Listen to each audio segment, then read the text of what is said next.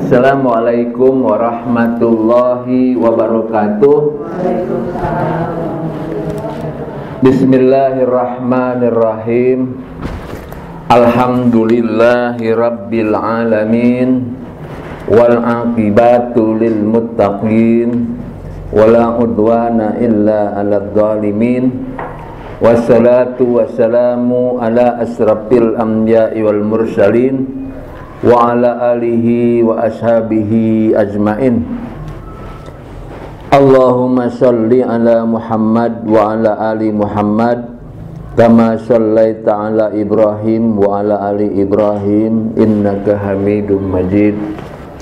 Alhamdulillah ibu-ibu, kita bersyukur pada Allah Subhanahu wa taala. Pada pagi hari ini kita masih diberikan nikmat sehat, nikmat iman, nikmat Islam, sehingga dengan itu kita meningkatkan kualitas keimanan kita, dan semoga kita selalu mendapat ampunan dan rahmat dari Allah Subhanahu wa taala. Ya, ibu-ibu, kita lanjutkan ya pelajaran kita yang kemarin tentang terapi Qur'ani ya Bu ya. Kemarin terapi Qur'ani sudah sebagian kita jelaskan. Sekarang kita lanjutkan pelajaran terapi Qur'ani ini yang diawali dengan bahwa Al-Qur'an itu adalah as-syifa ya. As-syifa, obat lahir, obat batin, obat kehidupan, obat bermacam-macam penyakit yang kita alami ya. Ada macam penyakit fisik, ada penyakit mental, ada penyakit keluarga, ada penyakit masyarakat, ada penyakit negara kemarin ya. Nah, semuanya itu bisa diobati oleh Al-Qur'an. Cuman memang sekarang kalau kita ingin menjadikan Al-Qur'an itu menjadi obat, ada syarat ya. Syaratnya adalah iman ya. Kemarin sudah dijelaskan panjang lebar. Dan dia tidak akan bermanfaat kalau iman itu tidak ada ya. Surat Al-Isra ayat 82 sudah kita jelaskan kemarin. Sekarang kita lanjutkan. Apakah betul bahwa Al-Qur'an atau kegiatan-kegiatan kerohanian itu memang bisa berpengaruh kepada penyakit fisik dari hasil riset? Apa betul? Ya. Nah ini coba ibu-ibu lihat di halaman 39. Apa kata para pakar? Yang pertama kali adalah Profesor Dr. Hending Wijayakusuma dalam bukunya Syarat untuk Pengobatan dan Kesehatan menjelaskan bahwa setiap gerakan-gerakan sholat dapat mencegah berbagai macam penyakit ya. Dan ini memang diteliti betul-betul, mulai dari ruku ya. Ruku itu fungsinya untuk apa? Kemarin sudah dijelaskan sedikit, untuk menarik ya tulang punggung supaya tulang punggung itu istirahat, ruas-ruas tulang punggung itu supaya renggang. Kalau kita berdiri terus itu berarti dia tertekan ya. Kemudian bagian pinggul, bagian kaki juga tertarik. Nah, kemudian otot-otot bagian bahu ya, saraf-saraf ini juga dalam keadaan yang betul-betul dalam keadaan istirahat, dia tertarik begitu. Dan kalau ini dilakukan terus-menerus, itu luar biasa dampaknya. Bahkan salah seorang ahli tulang itu bisa menyembuhkan berbagai macam penyakit tulang. Ya begitu juga kalau waktu wudhu misalnya. Ya, ini kalau Profesor Hending katakan itu ada titik-titik akupunktur. Ya begitu juga waktu duduk. Ya, duduk di antara dua sujud itu juga begitu. Ya, di jari-jari kaki. Begitu juga pada saat sujud itu pengaruhnya kepada otak, kepada sel saraf, kepada aliran darah ke otak, oksigen ke otak dan seterusnya. Jadi begitu banyak sekali manfaatnya secara fisik sholat itu. Ya. Nah kemudian kita lihat lagi ini dari hasil riset Dr. Muhammad Soleh dalam bukunya Terapi Sholat Tahajud Dapat Menyembuhkan Berbagai Macam Penyakit. Nah ini beliau punya klinik ya, klinik sholat khusyuk, klinik sholat tahajud itu. Nah orang-orang yang sakit apapun namanya sakitnya itu dengan sholat tahajud ya, 2 rakaat itu lamanya 2 jam. Ya, 2 rakaat lamanya 2 jam. Dengan metode yang dikembangkan beliau, ternyata dari hasil riset ya, penelitian terhadap orang-orang yang sakit, ternyata dia mengobati penyakit berbagai macam termasuk kanker itu hanya dengan sholat itu, doa dan sholat itu. Ya. Nah kemudian ini Profesor Dr. Amin Syukur, dia ini terkena kanker, dia sendiri yang terkena kanker. Nah dia punya tulis buku judulnya Zikir Menyembuhkan Kankerku. Nah dia sendiri yang terkena kanker. Dengan zikir dan doa ternyata betul-betul bisa menyembuhkan. Ya. Dan kemudian ini ada satu lagi Profesor Dr. Lisalvo, ini dalam bukunya Sirkulasi Zenki, ya. Itu ternyata menenangkan diri. Nah, ya kebetulan saya ikut praktek ini ya. Praktek meditasinya dia. Itu menenangkan diri. Ya kalau kita kan tumakninah ya, menenangkan diri itu bisa menyembuhkan berbagai macam penyakit. Ya karena itulah kita waktu saat sholat itu ada tumakninahnya itu nenangin diri, nenangin pikiran, nenangin badan segala macam. Cuman kita tambah dengan gerakan, tambah penghayatan dan penjiwaan dalam doa ya. Nah ini bisa menyembuhkan berbagai macam penyakit. Dan ini hasil riset Ibu ya. Nah kemudian di sini ada namanya hasil penelitian tentang DNA. Ya DNA itu apa ya? Di dalam sel itu namanya DNA, namanya DNA. Ya. Jadi bukunya itu The Divine Message of the DNA. Kazuo Murakami PSD. Jadi ternyata bahwa orang-orang yang bersyukur dan berdoa itu bisa betul-betul mengubah sel-sel yang ada di dalam tubuh itu. Ya dia bergerak ke arah positif. Jadi recovery sel-sel tubuh itu bisa betul-betul bergerak ke arah yang lebih positif. Artinya kalau dia sakit ya, kalau dia sakit, sel-sel yang negatif itu bisa bergerak ke arah positif. Ini hasil riset. Dia cuma apa? Nah, berdoa dan bersyukur. Ya. Nah terus apalagi riset terakhir ini ada Masaru Emoto, itu namanya the True Power of Water. Jadi bagaimana kristal air ini, ya kristal air ini yang tadinya kristalnya jelek, kristalnya tidak bagus, itu kristal akan berubah menjadi sangat bagus kalau kita berpikiran positif dan berdoa. Jadi itu berpengaruh sekali. Jadi kalau di dalam diri kita ini ada air yang terdiri dari 70% lebih.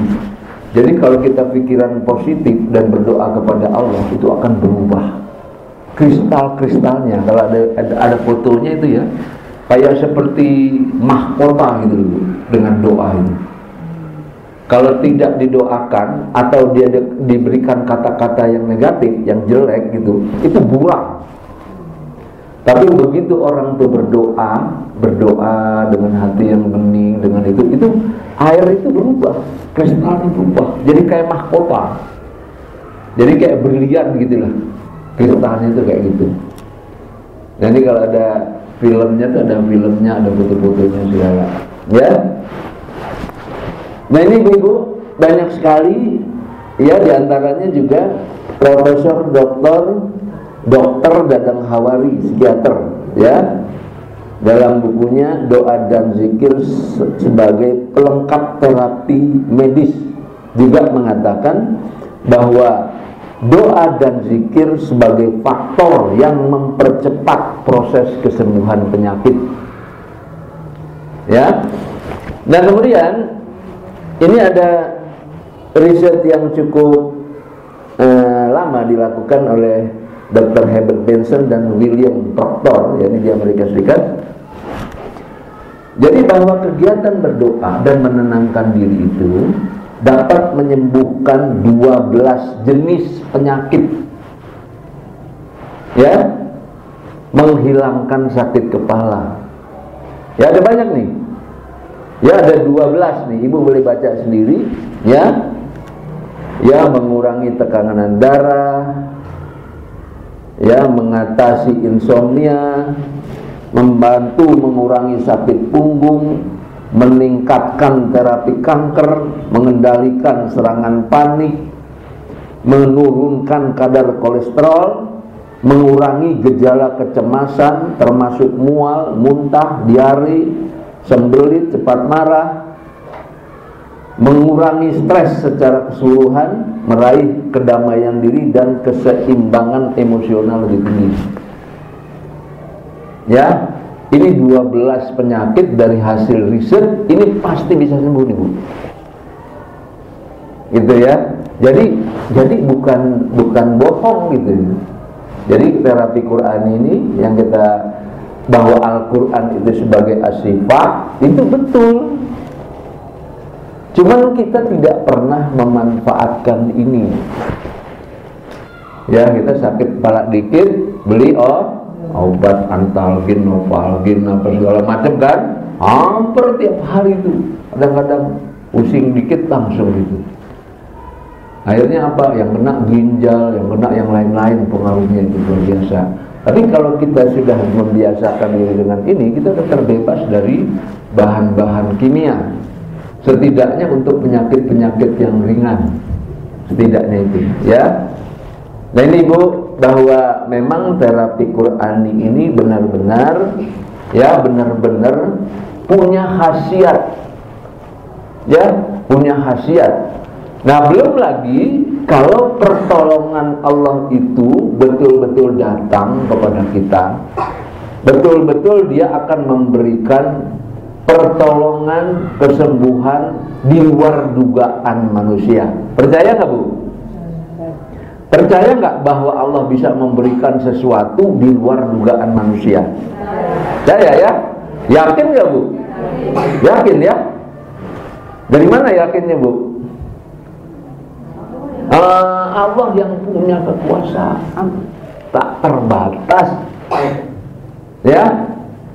Nah sekarang kalau kita bergantung kepada Allah, ini untuk kita untuk memantapkan diri aja, memantapkan diri kita bahwa sebetulnya Allah itu maha canggih, apa enggak sih?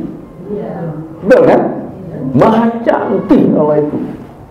Ilmunya luar biasa nggak, Bu? Nah, luar biasa, jauh dibanding dengan manusia. Nah sekarang kalau kita mau lihat ayat-ayat Al-Quran, ya, ayat-ayat Al-Quran yang mungkin supaya kita menambah keyakinan, ya, supaya dapat menambah keyakinan kita di dalam berdoa. Boleh ibu-ibu lihat, ya, lihat di dalam beberapa ayat, ya, di dalam beberapa ayat yang mungkin ini bisa membangkitkan keyakinan kepada kita. Ya, ini contohnya adalah kita lihat surat Al-Kahfi ayat 109. Nah, ya, bagaimana ilmu Allah itu yang sebenarnya. Ya, surat Al-Kahfi ayat 109. 18. Ya, surat 18, boleh Ibu bacain artinya aja boleh.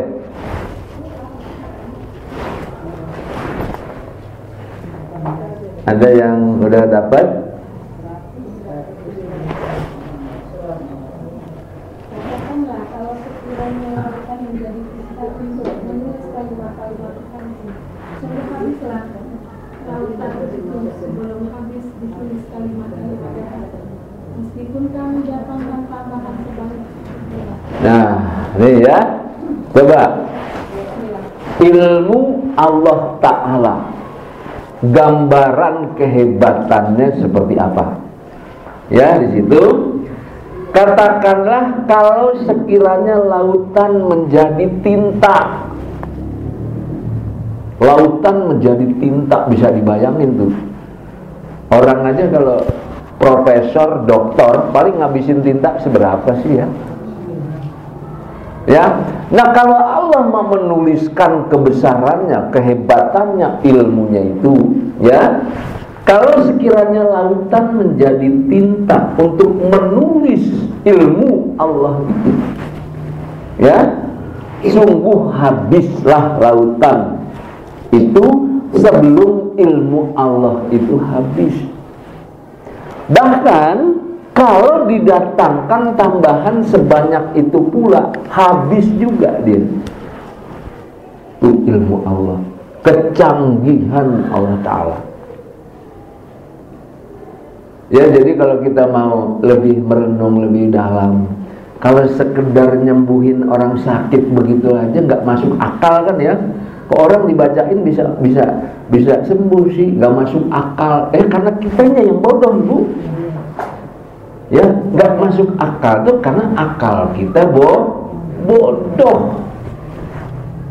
Ya, tapi dibandingin teknologi canggih sekarang, tapi dibandingin teknologinya Allah kan lebih hebat lagi gitu. Ya, nah ini Bu. Jadi sekarang ini kita lebih yakin kepada teknologi canggih yang dibuat manusia, tapi kita lupa pada kemahacanggihan Allah. Jadi kita karena kita nggak punya keyakinan, nggak punya iman, ya, sehingga kita bergantung kepada makhluk. Makhluk apa? Ya itu dia, obat-obatan, dokter, dukun, alternatif dan sebagainya. Semuanya melunturkan keyakinan kita kepada Allah Ta'ala. Maka begitu kita sakit atau punya masalah, resah, gelisah, nyari ini, nyari itu, nyari ini, nyari itu, seolah-olah Allah itu nggak ada. Seolah-olah Allah itu nggak punya kemampuan kalau kita berdoa. Nah ini, padahal seberapa canggih sih ilmu manusia dibanding dengan ilmu Allah Ta'ala. Kalau lautan yang ada ini dijadiin tinta, habis Ibu. Habis, tambah lagi juga habis lagi. Padahal ilmu Allah itu masih belum juga habis ditulis. Nah ini, ya, begini. Ini untuk yakin kita Ibu. Karena doa Bu, menjadikan Al-Quran sebagai doa, kita menterapi diri kita dengan Al-Quran, dengan doa itu. Kalau nggak punya keyakinan, nggak ada gunanya Ibu. Nah sehingga yang perlu ditanam sekarang adalah keyakinan itu, supaya kuat betul, mantap betul. Sedangkan obat, nah itu ikhtiar syariatnya. Bisa aja nggak pakai obat juga sembuh, bisa. Ya, kadang-kadang dengan air putih aja bisa. Zaman Nabi kan seperti itu. Bisa saja kalau Allah kehendaki. Jadi jangan menutup kemungkinan adanya mukjizat atau karomah atau apapun yang Allah berikan pada kita. Jangan ditutup. Dan itu menjadi utama bagi orang beriman tentunya. Nah baru setelah itu dilakukan doa itu, keyakinan itu, bolehlah cari syariatnya yang lain. Itu pun kalau punya uang kan. Coba kalau nggak punya uang, Kan resah, bisa. Kalau nggak punya bergantung kepada Allah Ta'ala. Ya. Nah, bahkan dijelaskan lagi di dalam surat Luqman ayat 27, ya, surat 31 ayat 27. Dan seandainya pohon-pohon di bumi menjadi pena dan laut menjadi tinta, ditambahkan lagi kepadanya 7 laut lagi sesudah keringnya, niscaya tidak akan habis-habisnya dituliskan ilmu Allah itu. Sungguh Allah Maha Perkasa lagi Maha Bijaksana. Ya, ini Ibu, ya, yang perlu direnungkan oleh kita. Bahkan kalau kita lihat di surat Yasin, surat 36 ayat 82 kan juga jelas. Innama amruhu ija arada syai'an ayyaqula lahu kun fayakun. Sesungguhnya apabila Allah menghendaki sesuatu, ya, hanya Dia menginginkan, hanya Dia kehendak berkata kun fayakun, maka pasti jadi. Nggak ada prosedurnya, nggak ada apa. Artinya kita jangan suka meremehkan kemampuan Allah Ta'ala dalam menyembuhkan kita, dalam mengatasi persoalan hidup kita. Dalam hal apa saja, jadikan doa itu sebagai satu-satunya pergantungan kepada Allah di tahap awal dengan keyakinan yang kuat. Nah itu, ya, dengan keyakinan yang kuat. Nah ini mesti kita tanamkan, ya, karena nanti kita akan bahas apa syarat-syaratnya supaya doa kita itu betul-betul makbul. Nah gitu, ya. Tapi kita yang nomor satu itu memang yakin. Jadi sampai di sini ada yang tanya nggak? Keyakinan menjadi faktor utama di dalam kita menjalankan terapi Quran ini. Sekarang kita mencoba, namanya kita mulai dengan terapi taubat,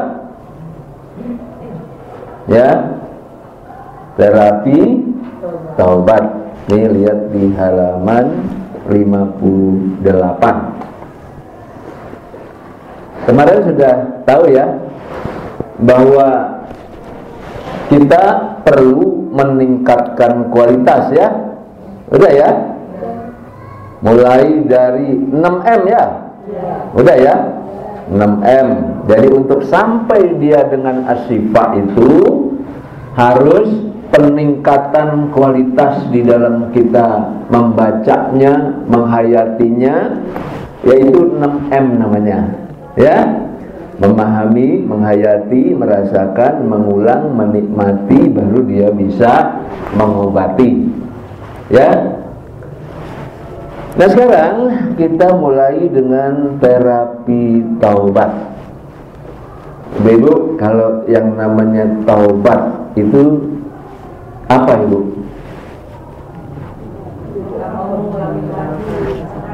Ya, taubat itu apa itu? Oh, saya sudah taubat. Itu artinya apa? Meninggalkan kesalahan-kesalahan, nggak melakukan lagi, ya. Terus apa lagi, Bu? Mohon ampun, ya. Kemarin sudah itu, ya. Mohon ampun, meninggalkan sesuatu yang kesalahan dan tidak kita ulang lagi, gitu, ya. Itu diantaranya taubat, ya.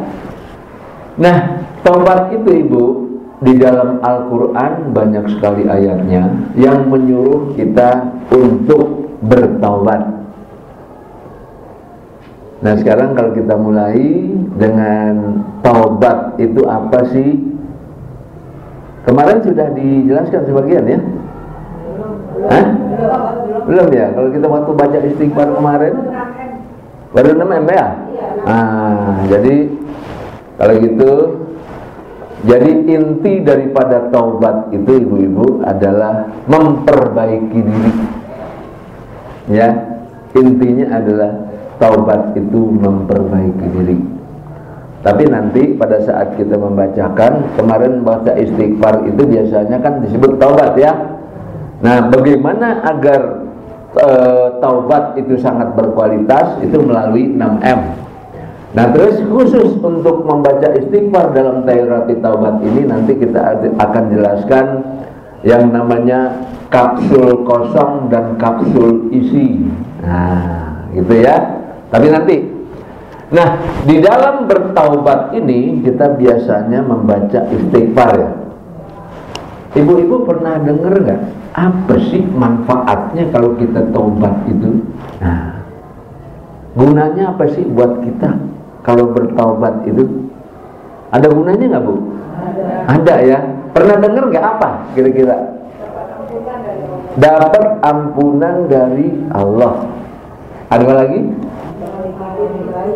Kita merasa lebih baik ya, lega, lebih baik. Ada lagi Bu? Kita memperbaiki diri kita. Oke, ada lagi manfaatnya taubat itu? Allah menyenangi orang-orang yang bertaubat. Allah jadi senang kepada kita karena kita bertaubat. Ada lagi Bu? Boleh nambahkan? Nggak ada ya? Nah, kalau nggak ada lagi, yang pernah didengar itu ya, ya sudah bagus sekali itu kalau kita sudah bisa itu. Nah sekarang apa sih manfaatnya kalau kita sungguh-sungguh taubat kepada Allah Ta'ala? Ya, bahkan Rasulullah itu membaca istighfar mohon ampun itu tidak kurang dari 100 kali sehari. Ya, nah karena kesadarannya tinggi. Ya, nah sekarang apa sih manfaatnya yang lain kalau kita banyak taubat? Ya, tadi udah sebagian, coba tambahkan lagi. Kita lihat di dalam surat Al-Furqan, surat 25 ayat 70. Ya, silakan yang sudah ketemu boleh dibacakan. Surat 25 ayat 70. Ada yang sudah ketemu? Nah, ya. Lihat, kecuali orang-orang yang bertaubat, beriman dan mengerjakan amal saleh, kejahatan mereka, ya, kejahatan mereka diganti Allah dengan kebajikan. Luar biasa ya. Dan Allah Maha Pengampun lagi Maha Penyayang. Kalau kita punya kesalahan Bu, kalau kita punya dosa, kalau kita punya sesuatu yang tidak baik, kalau kita tobat dan memperbaiki diri, kejahatan kita, dosa kita diganti oleh Allah dengan kebajikan. Luar biasa. Jadi bukan hanya diampuni dosa, tapi dosa kita itu diganti dengan kebajikan. Luar biasa. Ya, makanya ini istighfar luar biasa itu. Memperbanyak istighfar luar biasa. Bukan hanya sekedar diampuni dosa. Ini yang pertama. Yang kedua adalah di sini di dalam surat Al-Mu'min ayat 7. Surat 40 ayat 7. Nah, ini saya bacakan saja ya. Saya bacakan saja. Malaikat-malaikat yang memikul ars dan malaikat yang berada di sekelilingnya bertasbih memuji Tuhannya, dan mereka beriman serta memintakan ampun ya bagi orang-orang yang beriman. Ya Tuhan kami, rahmat dan ilmu Engkau meliputi segala sesuatu, maka berilah ampunan kepada orang-orang yang bertaubat dan mengikuti jalan Engkau, dan peliharalah mereka dari siksaan api neraka yang bernyala-nyala. Artinya apa, Bu? Kalau kita bertaubat, Bu, malaikat ikut mendoakan kita. Kalau kita mohon ampun kepada Allah, malaikat ikut mendoakan kita. Nah, kalau kita doain sama kiai, senang nggak, Bu? Senang. Didoain sama orang soleh, senang ya? Apalagi didoakan juga oleh para malaikat, Ibu. Luar biasa. Ya, jadi malaikat pun ikut mendoakan kita kalau kita bertaubat. Ya. Nah, yang kemudian yang ketiga adalah Allah pasti menerima taubat. Nah, itu yang tadi sudah dibilangin ibu-ibu. Ya, kita lihat di dalam surat Al-Maidah surat 5 ayat 39. Ya. Maka barang siapa bertaubat sesudah melakukan kejahatan itu dan memperbaiki diri. Nah, nih. Ya, orang-orang atau siapapun juga yang telah melakukan kejahatan, dosa-dosa, kemudian memperbaiki diri, sesungguhnya Allah menerima taubatnya. Pasti nggak, Bu, nih? Pasti. Ini udah begini. Memohon ampun dan memperbaiki diri. Tuh. Jadi kalau orang memperbaiki diri kan otomatis tidak mengulangi kan, karena dia melakukan perbaikan terus. Ya. Nah, ini. Apa hanya itu? Nah, Pak Lukman, ya udah, kalau kita istighfar kan ya cuma dapat itulah, dapat pengampunan, paling kan ya, paling perbaiki diri. Apa masih ada nggak yang lain yang Allah janjikan?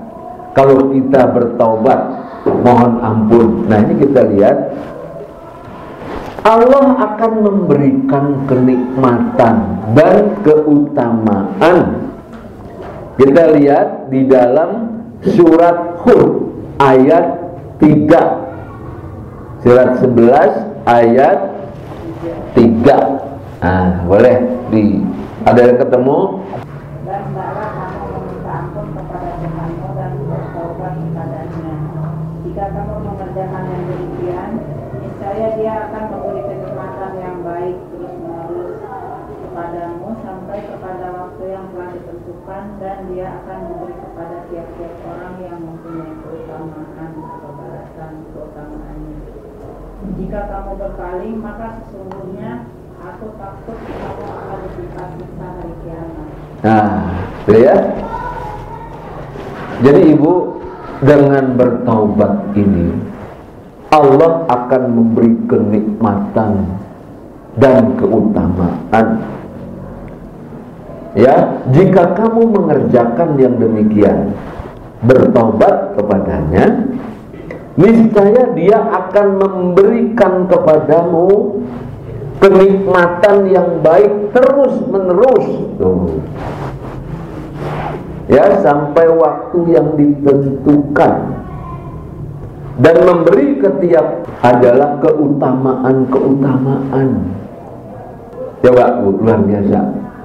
Kita akan diberi kenikmatan oleh Allah Ta'ala kalau tobat itu. Ya, jadi luar biasa istighfar ini. Ya. Nah, kemudian kita lihat lagi di dalam surat Hud ayat 52. Ya, surat 11 ayat 52. Silakan yang udah dapat. Dan Dia berkata, hai kaumku, mohonlah ampun kepada Tuhanmu, lalu bertobatlah kepadanya. Niscaya Dia menurunkan hujan yang sangat deras atasmu, dan Dia akan menambahkan kekuatan kepada kekuatanmu, dan janganlah kamu berpaling dengan berbuat dosa. Nah, ini Bu. Ya, coba lihat. Memohon ampun ya kepada Allah Ta'ala, bertaubat kepadanya, Allah akan menurunkan hujan yang sangat deras. Artinya apa di sini? Rezekinya banyak itu. Ya, betul-betul Allah akan menimpahkan rezeki dari langit. Itu maknanya. Kalau kita taubat itu, baca istighfar yang banyak, luar biasa. Jadi bukan hanya diampuni dosa. Makanya jangan kaget orang-orang yang biasa baca istighfar tiba-tiba rezekinya bagus, masalahnya ditolong oleh Allah Ta'ala, penyakitnya bisa sembuh gara-gara istighfar. Jangan kaget, ini janji Allah itu, janji Allah. Dan ternyata istighfar itu untuk segala masalah. Ternyata bukan hanya minta ampun dosa saja, Allah akan memberi kekuatan. Kejahatan diganti dengan kebajikan. Allah akan menurunkan rezeki, hujan yang deras, artinya rezekinya banyak. Coba, luar biasa kan? Ya, coba lagi lihat di surat Nuh, surat 71 ayat 10 sampai 12. Silakan yang udah ketemu dibacakan.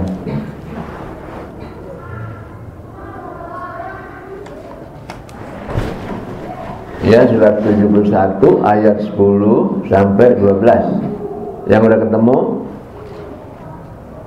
Maka aku katakan kepada mereka, mohonlah ampun kepada Tuhanmu. Sesungguhnya Dia adalah Maha Pengampun. Niscaya Dia akan mengirimkan hujan kepadamu dengan lebat, dan membanyakan harta dan anak-anakmu, dan mengadakan untukmu kebun-kebun, dan mengadakan pula di dalamnya untukmu sungai-sungai. Tuh, lihat Ibu, mohon ampun kepada Allah, tuh dijanjiin lagi tuh, hujan lebat, harta banyak, anak banyak, keistimewaan lain kan ya. Janji siapa itu Bu? Janji Allah. Percaya nggak? Nah, itu dia. Buat Allah sulit nggak itu? Nggak sulit. Ya, nggak sulit. Jadi kenapa selama ini kita bingung banget kalau dapat masalah keluarga, masalah penyakit, masalah apa saja di kehidupan, padahal satu aja yang dipegang, istighfar. Nih udah segalanya ya. Satu aja ini, saking Allah memberi kemudahan, satu aja yang dipegang, bisa apa saja.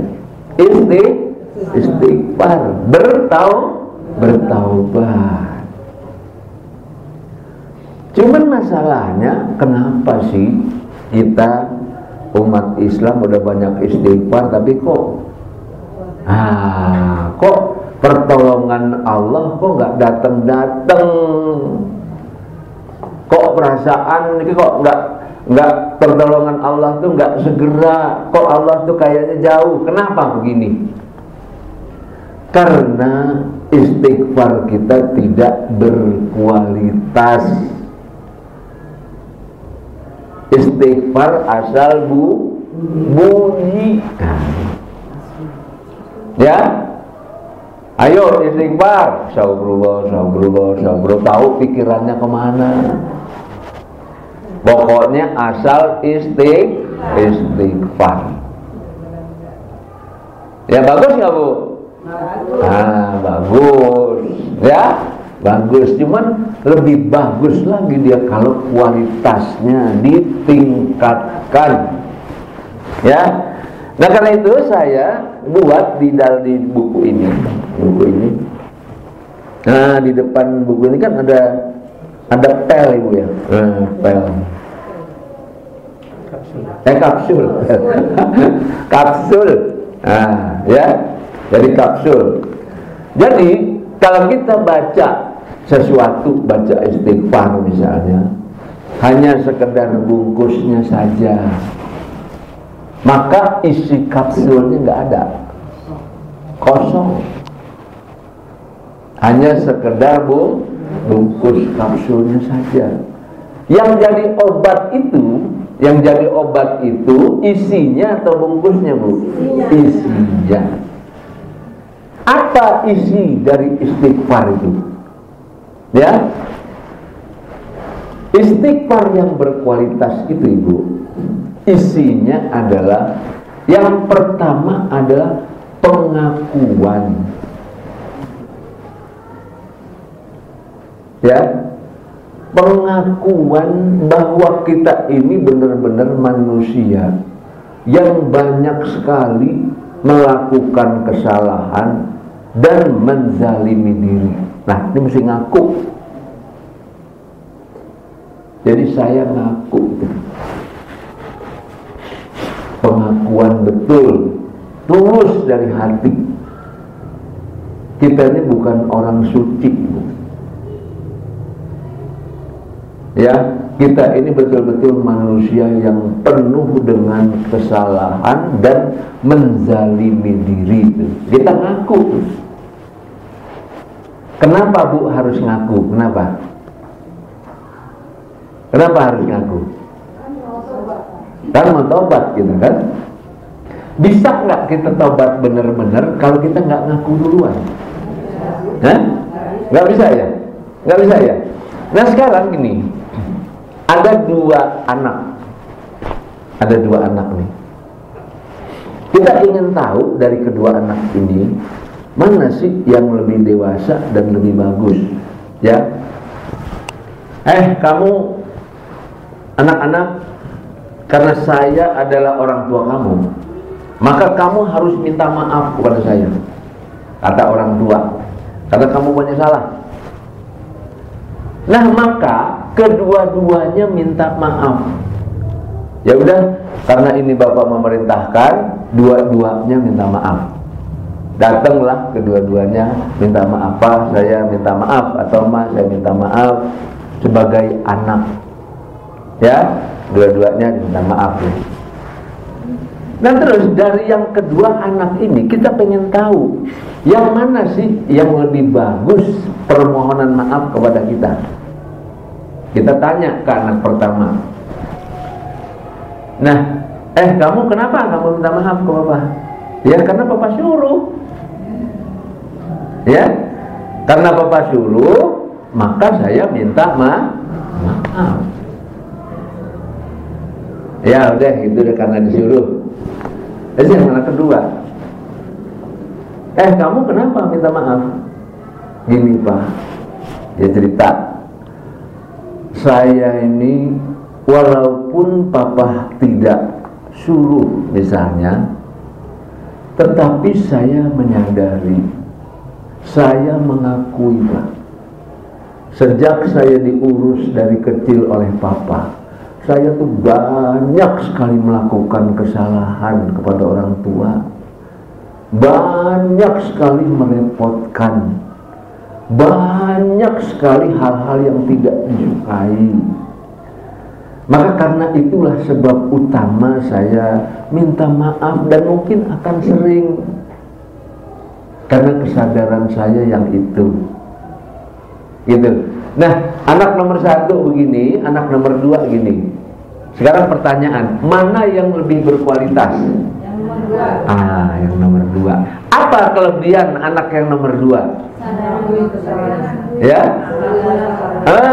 Karena mengakui kesalahan, karena tumbuh kesadaran yang tinggi. Tapi kalau anak yang pertama itu cuman karena diperintah, ya dia minta maaf. Pertanyaan, dia minta maaf karena diperintah, apakah betul dia juga mengakui bahwa dia salah? Belum tentu. Saya minta maaf karena diperintah. Gitu juga. Kamu, wahai manusia, bertobatlah kepada Allah. Bertobat kepada Allah Ta'ala. Semua kita baca istighfar. mungkin banyak semua baca istighfar. Kenapa kamu baca istighfar?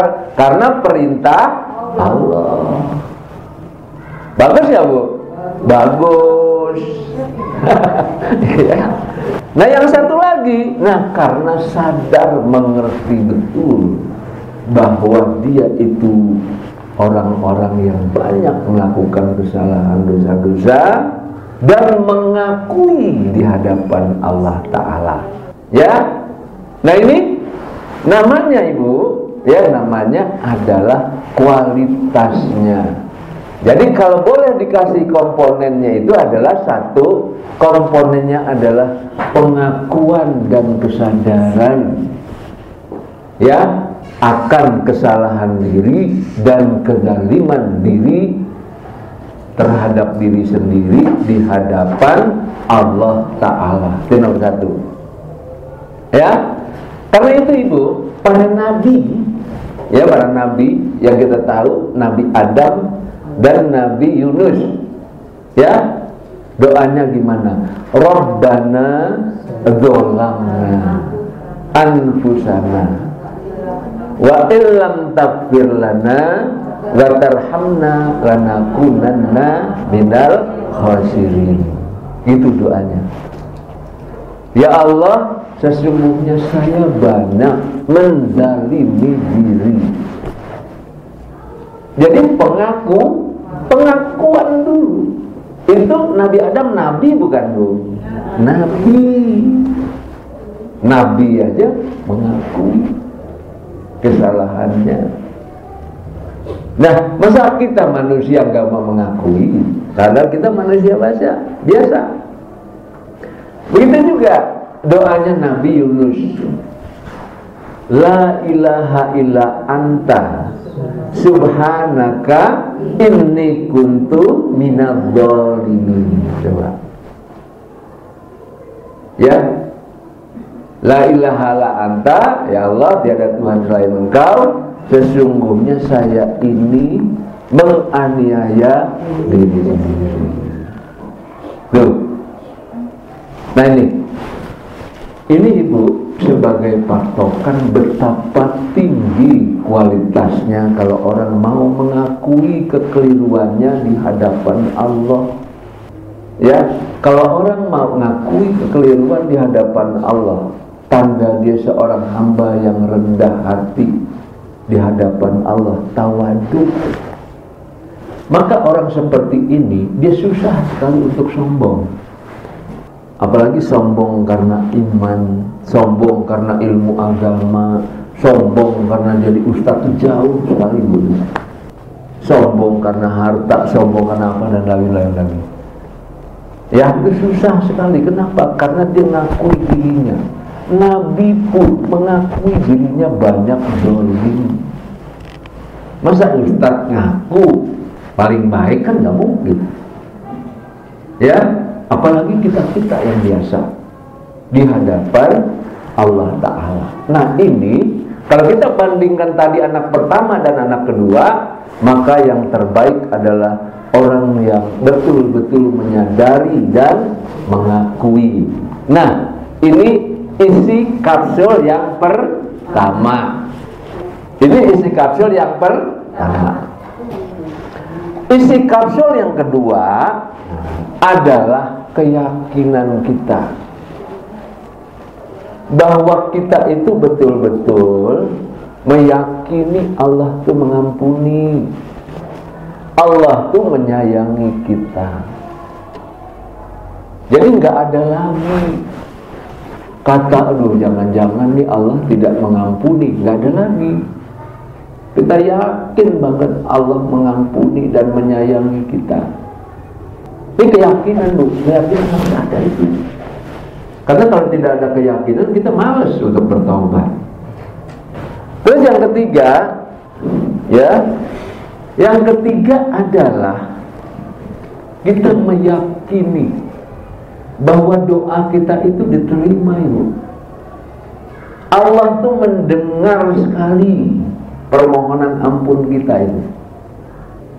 Kan sering kita dengar, aduh taubat saya tuh diterima nggak ya? Nah gitu. Ragu-ragu. diterima nggak ya taubat saya? Banyak kan yang seperti itu. Ya.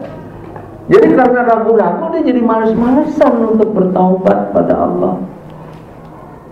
Nah karena itulah harus dia dilekatkan dengan keyakinan bahwa Allah menerima doa kita, menerima taubat kita. Yakin nggak itu? Yakin, karena Allah memahami isi hati kita. Yakin benar. Nah yang keempat adalah jadikan ya kesalahan kita itu sebagai sarana untuk memperbaiki diri. Nah, yang tadi itu bertaubat dan memperbaiki diri. Kadang-kadang Bu, kita itu harus belajar dari kesalahan. Ya kita manusianya kadang-kadang kalau takut salah kita nggak pernah bisa berbuat. Maka karena ketakutan salah nggak pernah berbuat, nggak bisa apa-apa Ibu. Yang terbaik adalah lakukan saja kalau kita anggap baik walaupun salah. Kalau tahu salah, berubah, perbaiki. Ilmu kita akan bertambah.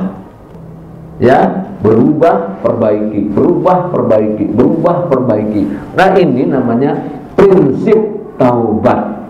Ya. Jadi prinsip taubat adalah dia berubah dan memperbaiki diri. Nah inilah orang-orang yang diterima taubatnya oleh Allah Ta'ala.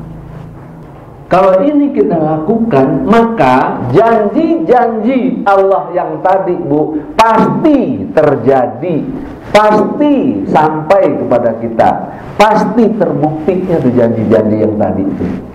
Tadi sudah jelas ya, kejahatan kita diganti dengan kebaikan. Allah mengampuni dosa. Allah akan menambahkan harta, anak, hujan lebat, rezeki banyak, betul ya?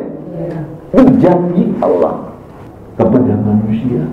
Kalau kita bertaubat, taubat yang sesungguhnya, namanya taubatan nasuha.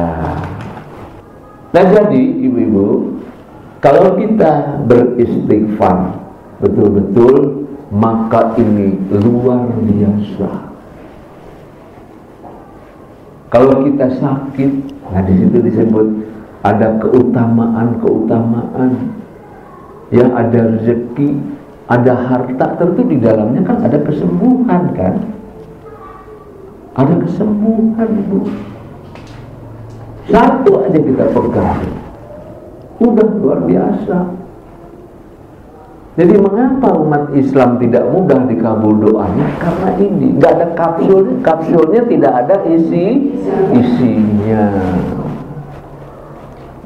Itu kualitasnya tidak ada.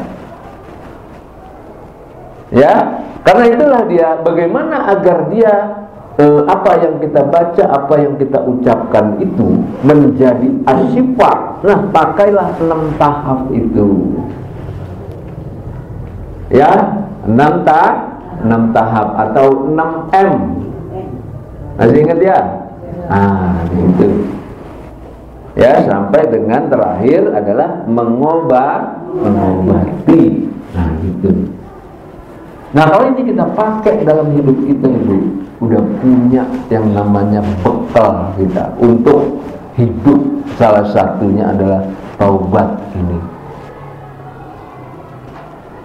Ya mungkin selama ini kan kita belajar udah istighfar. Nah istighfar aja kan. Istighfar aja udah. Sallallahu udah. Begitu aja. Ya, karena itulah Ibu, mengapa saya katakan menjadi terapi. Betul-betul ini menjadi sesuatu yang berguna untuk hidup kita, untuk kesehatan kita, untuk obat hidup kita, untuk menyelesaikan masalah-masalah hidup kita. Ini benar-benar dipakai. Ya, dipakai. Nah, ini gini. Ini terapi taubat. Jadi kalau kita mau lihat, kita mau renungkan bagaimana dahsyatnya istighfar, ya, yang benar-benar berisi. Nah, ini luar biasa itu. Dan selama ini kita abaikan. Ya kan, kita nggak pernah pakai kan ini. Padahal udah dikasih, jelas kan ya? Jelas ya Bu? Jelas sekali, jelas sekali. Kalimatnya sederhana, istighfar. Ya. Nah, ini mungkin gambaran kita tentang istighfar, terapi taubat, tinggal kita mempraktekkan. Ya. Nah, kalau latihannya sama dengan tumakninah, tafakur, tadabbur. Cuman ini dipakai dalam beristighfar. Ya, beristighfar. Dan habis ini kita latihan kira-kira 10 menit dengan istighfar yang berkualitas. Ya, yang berkualitas dengan berisi. Ada 4 itu tadi isinya. Maka itu kita hayati betul dan kita melakukan istighfar, ya, pertobatan kepada Allah dengan sungguh-sungguh, maka Allah akan penuhi janji-janji yang tadi itu. Ya. Nah, ini dulu sementara. Ada yang tanya sebelum latihan? Ya Bu. Juga diceritakan selain berdoa, istighfar gitu ya. Ya. Tapi untuk penyakit fisik juga harus ikhtiar ke dokter. Iya. Nah, bukankah kita diperintahkan untuk ikhtiar? Betul. Ya, gini. Kita hidup, ya, di dunia nyata, di dunia sebab akibat. Ada sebab, ada akibat, ada sebab, ada akibat. Allah memberi kesembuhan kepada siapa saja, Ibu. Orang kafir dikasih kesembuhan nggak? Kasih, Bu. Orang berdoa dikasih kesembuhan nggak? Kasih. Orang tidak berdoa dikasih kesembuhan nggak, Bu? Dikasih. Ya, Ibu lihat nggak, kucing sakit, dia nggak ada yang nolong, kemudian dia diam aja sendirian, bisa sembuh nggak, Bu? Sembuh. Bisa mati nggak? Bisa. Orang hidup, kemudian dia sakit, bisa nggak, Bu, sembuh sendiri? Bisa nggak? Bisa. Ah, saya tanya tuh, bisa nggak sembuh sendiri dia tanpa berdoa? Bisa nggak? Bisa. Ada nggak orang ya sakit sembuh sendiri? Banyak nggak, Bu? Banyak nggak orang sakit sembuh sendiri? Banyak nggak?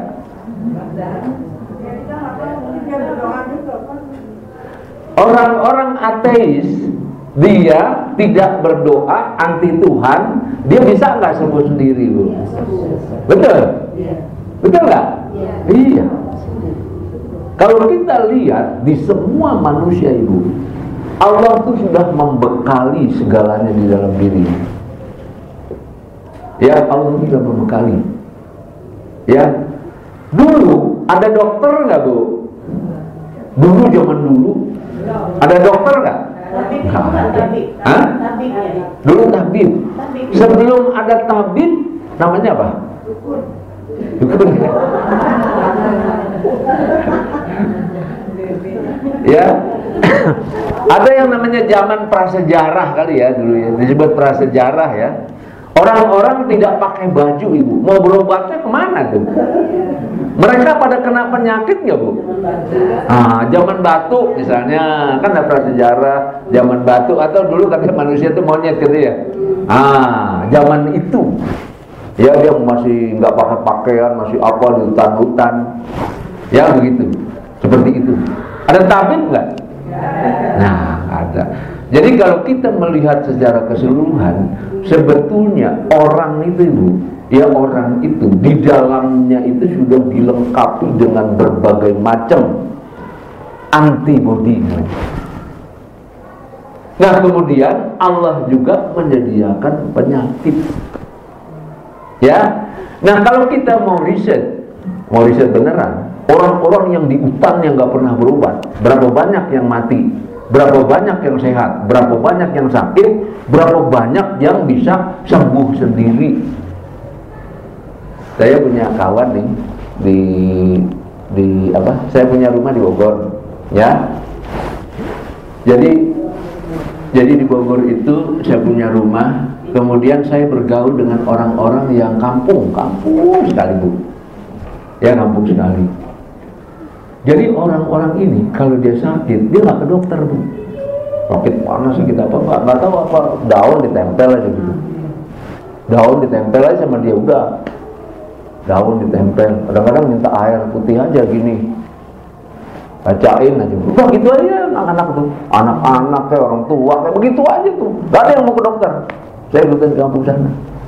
Sakit dia panas berapa hari sembuh sendiri, sakit panas berapa sembuh sendiri, kayak gitu aja tuh.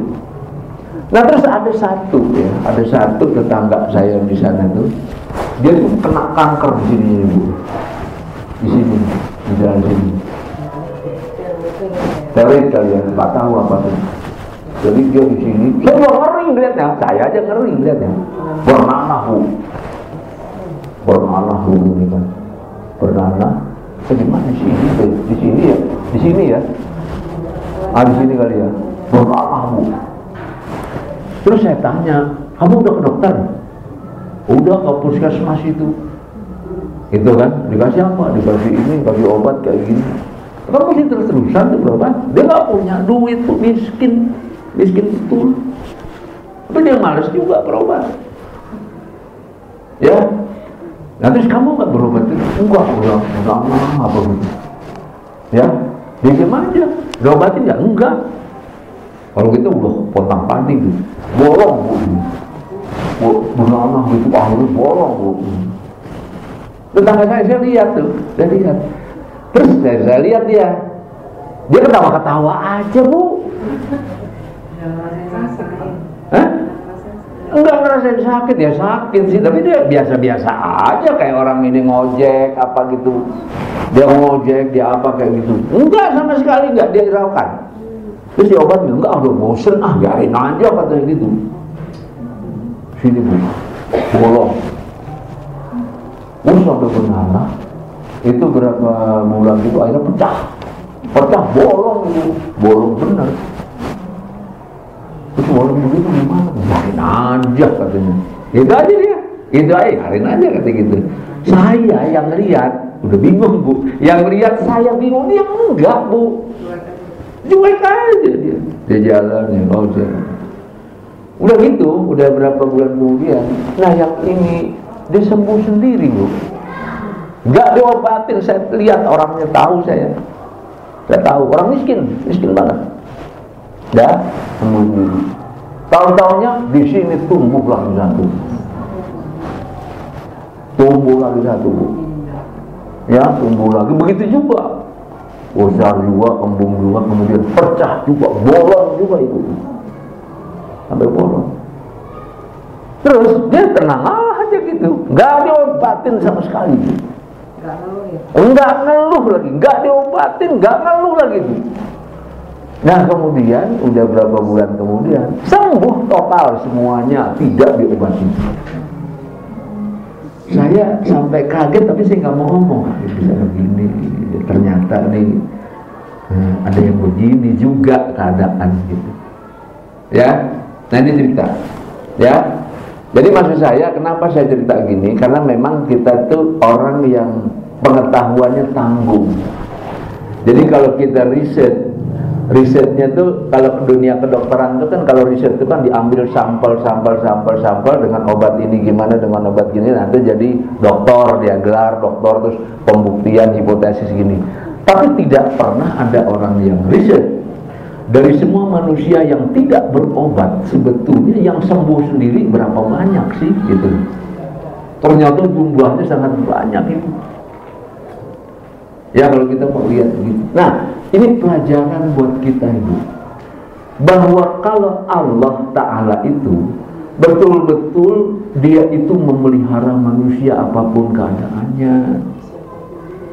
Kita terlalu banyak khawatir. Nah, kalau kita tidak ikhtiarkan secara fisik, gitu. Masalahnya di sini. Masalahnya di sini, Bu. Ya, masalah di sini. Jadi kekhawatiran kita, kalau kita tidak ikhtiarkan secara fisik, kita sudah khawatir. Seolah-olah, ya, kalau Allah itu, ya, betul-betul hanya mau menyembuhkan kalau kita ikhtiar secara fisik. Kalau tidak ikhtiar secara fisik, seolah-olah Allah tuh nggak bisa nyembuhin. Ini gini, ya, sehingga kebergantungan kita kepada Allah itu terganggu. Ya, terganggu dengan apa? Iya ya, seharusnya kan berobat gitu. Itu kalau punya duit itu, yang saya ceritain tuh, dia nggak ada uang, Ibu. Mau kemana, mau ngapain? Tapi aneh dia. Ada amalan yang khusus dia. Nggak ada, Ibu. Enggak juga. Ada sesuatu mungkin pada dirinya, dan kalau Allah menghendaki apapun bisa terjadi. Dan dia anak muda, Ibu. Anak muda yang ketaatannya juga, agamanya juga, ya seadanya lah gitu orangnya tuh. Saya lihat sendiri. Hah? Enggak soleh-soleh amat, tahu agama juga enggak lah. Sholat mah ya ada sholatnya lah ya. Nah itu kayak gitu. Nah jadi maksud saya apa? Maksud saya kebergantungan kepada Allah itu yang utama. Gitu. Jadi jangan sampai kebergantungan kita kepada Allah dikalahkan oleh kebergantungan kita kepada ikhtiar. Gini, maksud saya gini, ya. Maksud saya gini. Adapun kita ikhtiar itu dalam rangka kita memenuhi perintah Allah kalau kita mampu. Karena bisa jadi satu saat kemampuan kita tidak ada untuk ikhtiar. Coba udah banyak kan orang, coba udah banyak sekali Bu, orang yang udah habis-habisan. Ya dia buat sana, akhirnya udah utang pinjam, udah akhirnya dia putus asa. Kenapa? Seolah-olah kalau tidak berobat itu, kayaknya nggak sembuh gitu. Ini gini. Nah sehingga dia lebih bergantung kepada benda-benda daripada kepada Allah Ta'ala. Ya, karena semua hal-hal fisik ini itu semua akan berakhir kekuatannya kalau tidak ada izin Allah Ta'ala. Ya, dan gini.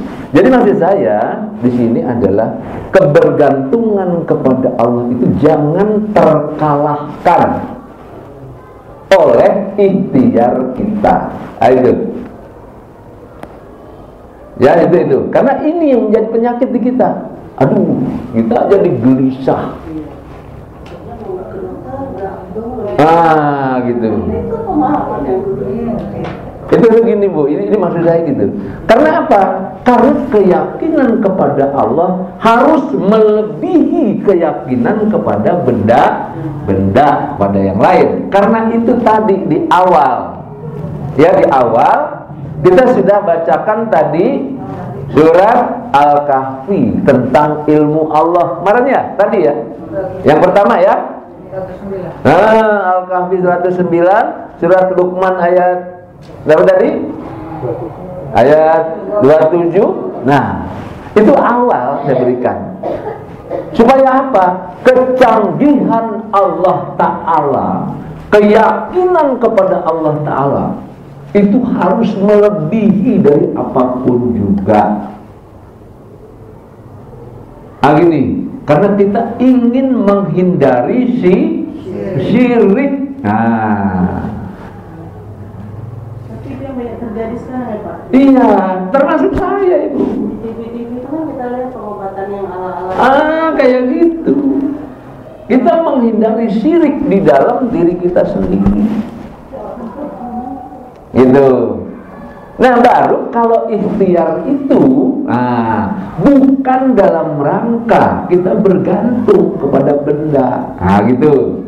Ini tauhid, Bu. Ini belajar tauhid ya, ini ya. Sekalian saya anukan. Ini belajar tauhid. Jadi tauhid itu kebergantungan penuh kepada Allah Ta'ala, tanpa ada sedikit pun kepada benda. Hati kita, adapun kita ikhtiar, bukan untuk menyembuhkan ikhtiar ini. Lari ke dokter, bukan untuk menyembuhkan. Yang menyembuhkan adalah Allah Ta'ala. Gitu, kedudukannya gitu. Jadi kalau kita nggak punya duit, udah diem aja, minum air ini. Kan ada doa tuh, baca doa kita, minum air, udah segitu aja cukup. Duitnya nggak ada, ya, doa. Duitnya nggak ada gimana? Ya udah itu aja. Punya duit, kita diperintahkan untuk berobat. Berobat perintah kan? Jadi kan berobat juga. Doa kan berobat juga. Ya, jadi itu mesti dibedakan, Ibu, antara keyakinan kita kepada Allah Ta'ala jangan sampai dikalahkan oleh kebergantungan kita kepada makhluk dengan alasan ikhtiar. Nah, ini saya tekankan. Ya, jadi maksudnya adalah kita ini sudah belum apa-apa, kita keyakinan belum dibenahi, doa belum kuat, keguncangan hati masih guncang, terus kita beralasan kita ikhtiarkan kewajiban, padahal hatinya gusar. Ngerti nggak, Bu? Kita cemas, kita galau kalau nggak ke dokter. Kita tidak awal-awal bergantung kepada Allah. Terus kita beralasan, yuk ikhtiar kan harus. Kalau ikhtiar itu kan memang harus dilakukan, tapi pelajaran kita adalah pelajaran batin, tauhid. Ya, pelajaran tauhid artinya kebergantungan kepada Allah jangan digadaikan, atau kita jangan berpura-pura. Kita tahu kita, Bu, saya cemas nih. Kenapa? Karena saya tidak ke dokter. Artinya apa? Allah dikalahkan oleh dokter. Di batin kita, Bu, itu. Kalau kita ke dokternya kan boleh, memang harus, ya. Oh, bukan. Gini, ya. Gini, Bu. Yang pertama kali dalam menghadapi penyakit, keyakinan kepada Allah bahwa Allah itu bisa menyembuhkan sesuatu tanpa melalui manusia. Yakin dulu tuh. Ya, Allah pasti bisa tanpa melalui manusia, ya, tanpa melalui benda-benda. Yakin dulu tuh. Ya, seandainya kemampuan kita tidak ada, hasbunallah wa ni'mal wakil, cukup. Karena kalau orang miskin, Ibu, yang saya bilang, kalau kita kan semua punya duit, bentar dokter, kalau orang kampung yang saya bilang itu nggak ada begitu. Mau ke dokter nggak ada duit, mau ini nggak bisa, mau itu nggak bisa, dia cuma diem aja begitu. Nah, dia yang dikatakan kemungkinan dia jauh lebih yakin dari kita, kemungkinan bisa begitu, gitu. Nah, sedangkan kita kan sudah berubah. Kita lantar-lantar biasa, yang ini selalu begini, jadi hati kita tidak terpelihara. Ya, jadi keyakinan kepada Allah jangan dikalahkan oleh keyakinan kepada benda-benda. Adapun kalau kita akan melakukan pengobatan, bukan dalam kerangka mencari kesembuhan. Kesembuhan hakikatnya Allah. Allah bisa bikin sendiri tanpa obat. Tapi kalau kita perlu kita ke dokter, ini dalam kerangka ibadah. Paham ya? Paham nggak? Bisa bedain nggak? Bisa nggak? Bukan nggak boleh ke dokter. Bisa paham nggak Bu? Nah, ikhtiar itu ya bukan dalam rangka kesembuhan. Ngerti nggak Ibu? Paham nggak? Jadi bukan begini. Kalau gitu kita sakit nggak boleh ke dokter. Bukan begitu. Ke dokter alternatif, ikhtiar, olahraga, obat itu kan kewajiban kita. Media boleh kita cari. Tapi jangan sampai keyakinan kita kepada Allah hilang gara-gara kita tidak ikhtiar gitu. Paham nggak Bu? Paham ya? Karena ini yang pokok di tauhid, ini yang pokok. Jadi kesembuhan kita bukan karena kita ke dokter, bukan karena kita ikhtiar. Itu kesembuhan kepada Allah. Isinya beliau. Gitu. Apalagi ada yang berkata dokter itu bagus tuh. Apalagi begitu. Iya. Karena itu Bu ya, itu tuh pengaruhnya ke dalam batin kita. Coba deh Ibu sakit. Ya yang pertama kali diingat kan pasti dokter kalau udah kebiasaan. Selama ini seperti itu Bu. Kita kalau belajar ini Bu, belajar tauhid, belajar jiwa, itu amalan-amalan batin itu harus mengerti gerak jiwa namanya. Kita harus mengontrol gerak jiwa kita. Jadi kalau kita tergantung sekali kepada benda, itu tandanya kita sudah mulai mendekati syirik. Ini batin Bu. Jadi dia itu batin itu harus dijaga tuh. Ya, paham ya Ibu ya? Paham ya? Ini belajar tauhid kita sekalian membenahi diri kita. Kalau kita ada kecenderungan itu, bukan berarti tidak boleh ke dokter, bukan itu tujuannya. Makanya coba ada tandanya. Ya tandanya gini. Begitu kita sakit, nah yang pertama kali adalah Allah yang dipegang. Begitu. Dia pertama kali itu, dia berdoa kepada Allah, bergantung kepada Allah, dan itu nggak lepas-lepas. Itu dulu di dalam jiwanya. Maka ada dokter, tidak ada dokter, jiwanya tentram bersama Allah dulu. Itu dulu tandanya tuh. Ya, ini penyakit semuanya Allah Ta'ala yang menyembuhkan Allah Ta'ala, dia tentram dulu. Nah, kemudian berikutnya, nah baru langkah kedua, saya ini sebagai manusia, ya, sebagai manusia, saya perlu berobat. Itu. Nah ini kalau berobat ini namanya ikhtiar. Terus kemana berobatnya? Kemana saja, mau ini, sebagainya. Tapi jiwa kita tidak tergantung kepada obat-obat itu. Nah ini dia begini nih. Ya jadi nggak pintas gitu, nggak apa. Kalau gitu malu kan saya nggak boleh berobat tuh, bukan begitu. Tapi kita ini kan belajar tentang tauhid, gitu.